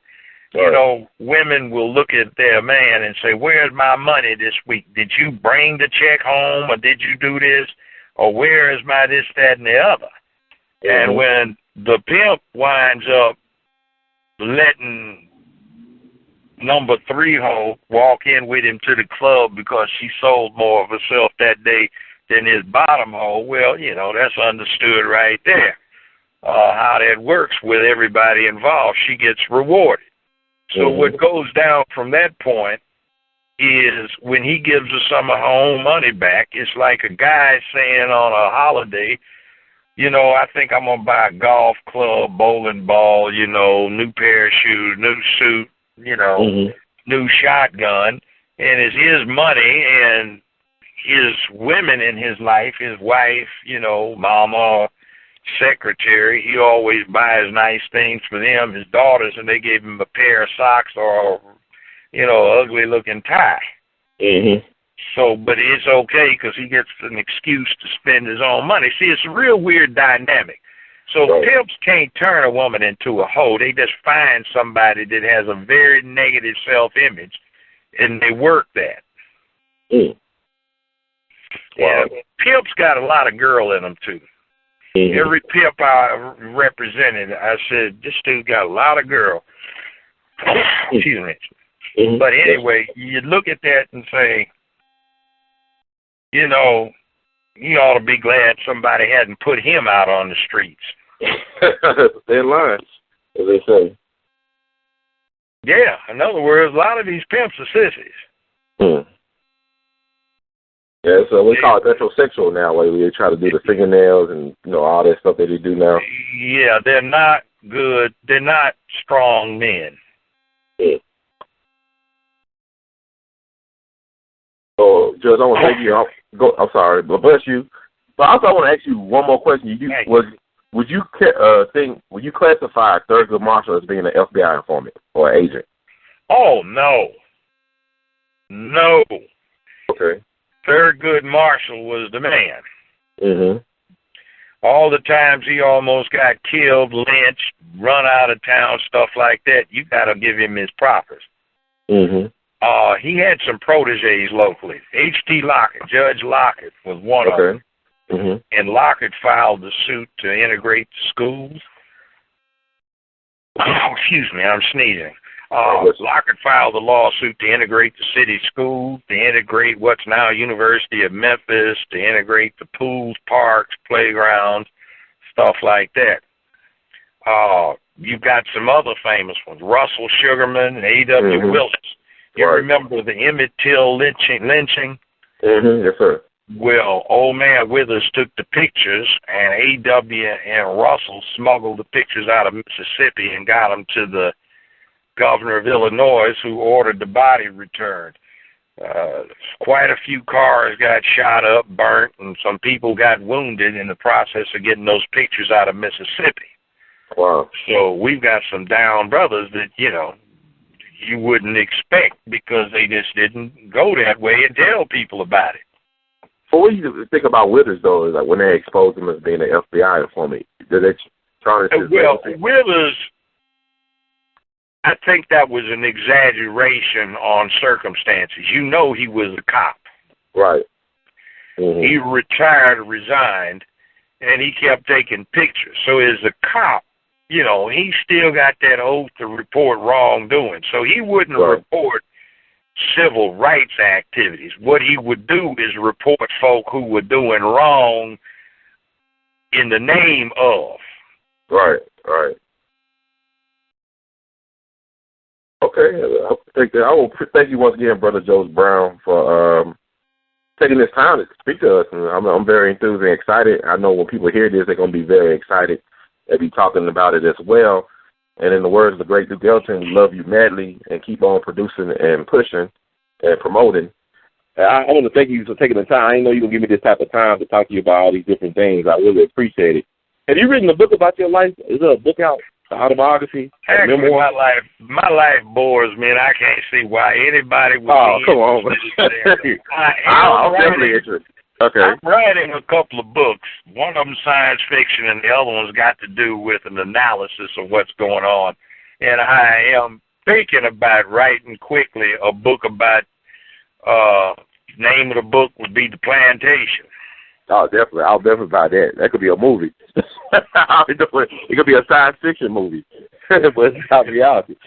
Well, The Plantation is more about what's going on in Memphis and local politics and where the country's going. It's like, you know, I'm really disappointed we don't have a bill that got introduced about putting people back to work, doing something about education, giving people an option to pay into a government plan instead of a private insurance plan that's going to rip you off, doing something about reining in Wall Street investments, controlling the investment banking industry, and at least making them have a cash backup for their accounts, dealing with long-term capital gains, doing something about inheritance taxes in terms of they need to be put back up where they were, you know, so kids get enough to do something with but don't get left enough to do nothing with. There are a lot of things that we needed to have had touched on, and we lost a chance, you know. Mm-hmm. Well, actually, just like we say the Wall Street part, and we talked about the privatization of prisons. I know you said Bill Clinton was a fine executive, but don't he got to be held accountable for that in terms of, like, he repealed the Glass-Steagall Act in '99, and also the crime bill, which put more black folks in jail than any president in history. He didn't pass it. It was Congress and the U.S. Senate.